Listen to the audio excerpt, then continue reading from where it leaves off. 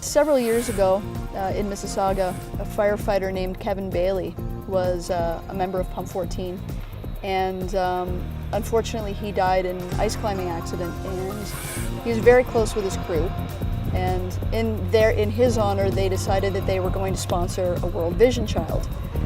So shortly after that, 9/11 happened, and as firefighters, globally, we all kind of felt very helpless. So the firefighters that were from Kevin's Hall went to World Vision and just said, listen, is there anything else for us to do? Because we really feel like we need to do something and there's nothing we can do there to help out.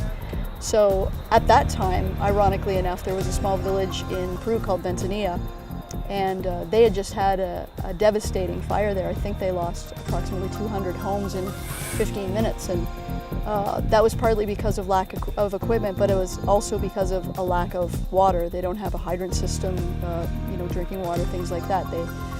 So they lost basically their entire community. So that need was identified through World Vision, and the firefighters went down there to assist them. What it started with, they identified a need for an auto extrication program for training in that regard.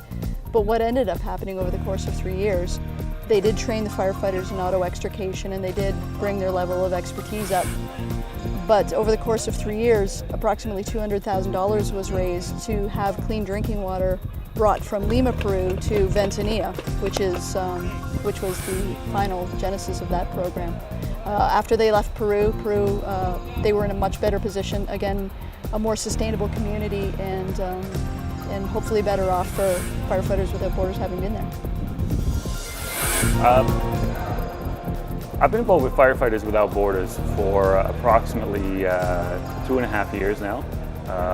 I thought now at my stage in life, my children have actually all left home. It's just my wife and I at home. I have a lot more time on my hands. And I thought with the little bit of experience that I do have, and I'm not saying I have a lot of experience, but with that experience I have, I'd like to start to share it with other people. That's the reason why I joined Firefighters Without Borders. I worked with Al Hills, who was the president of the organization. We worked closely. After a few months, I got involved with him. We did some more work. I did some helping him source some materials. Managed to get some volunteer stuff from different organizations. Eventually, he asked me to become a member of the board, on the board, of which I'm the secretary right now. That's how I got involved with Firefighters Without Borders. The one thing I noticed with the firefighters here is their commitment. They really are committed to learn. You don't see it, of course there's always the exception. You may see a few people just stood in the background, but generally they want to get hands-on, they want to learn. A couple of tool stations we had, for example today, they were actually quoting passages from the Matro handbook, things that we don't very often review, but they were actually giving us stuff that they'd obviously reviewed overnight to get a teaching plan together. Hopefully some of the skills that they pick up today, our goal is that obviously that they take those away and share with the rest of their crew. That's been a big surprise. The biggest surprise also is the fact that how much knowledge that we can help them with. Just simple hand tools. We can give them skills. They seem a lot more confident in the auto extrication now as compared to Tuesday when we first arrived at the scrapyard. By Thursday, they had a lot of confidence, which in the space of 4 days is incredible. All the team members from Firefighters Without Borders are giving them tremendous training. So they are now going to be what we would call at home a trainer. So now they're going to go back, these 34 men are going to go back and train their own firefighters in their stations and regions. We're in a wrecking yard here that we were able to acquire 10 vehicles to show them how to do auto-X, stabilize vehicles, use airbags, and it's been a good experience up here in this little mountain. I think day one was a little bit slow because we all had to get to know each other and we have to trust each other. They are our brothers and we're their brothers as firefighters, and they've progressed tremendously now that we're at day 4. They are very, very eager to do whatever task is given them. You ask them to move a car, they pick it up and move it manually. and they have large cranes on their vehicles. They're just so eager to help you, and they want to learn, and we're doing a tremendous job for them, and they're very appreciative. The ultimate goal is to help them get a hand up instead of a hand out, and help them to be self-sustaining when they operate after we're gone. During this trip to Honduras, we've brought in 35 firefighters from across the country, and our goal this week is to spend 5 days with them so we can teach them auto extrication. We are working on a range of topics, helping them use equipment that they already have, from heavy hydraulic tools to very simple hand tools, because we realize that across the country there's a wide range of equipment that's available to them. Some fire stations have some fairly advanced equipment. Other fire stations are working with very simple hand tools. So we're helping them achieve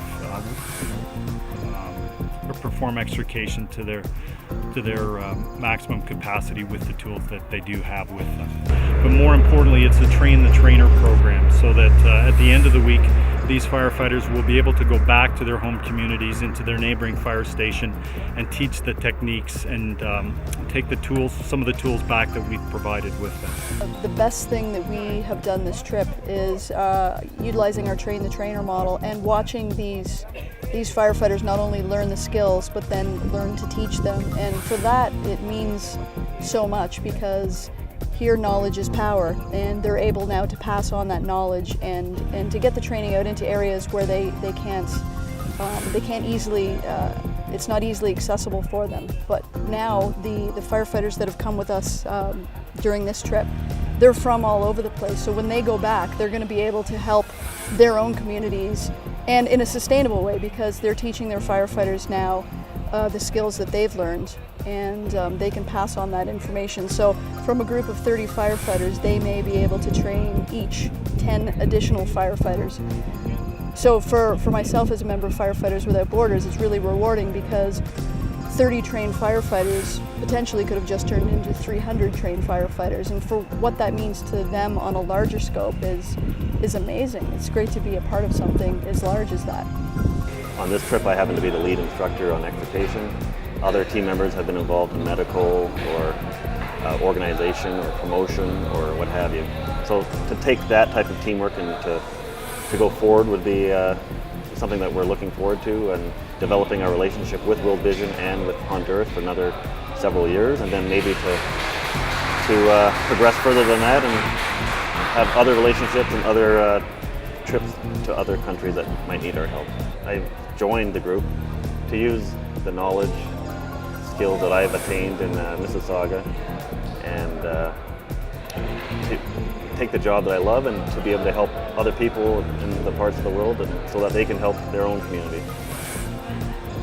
My aha moment this week, working with these firefighters, would probably be just seeing them understand and implement the information that we've given them, and to watch them after they've been trained and after they've been given the opportunity to hone their skills, to actually utilize those skills and start thinking scenarios through. This week in particular, we're doing auto extrication, as you can see behind me.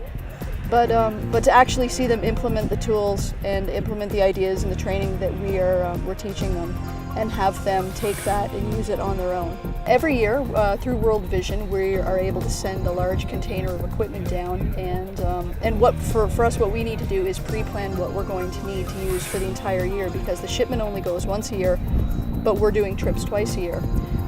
We have set down portable pumps. We've sent down approximately 600 sets of bunker gear.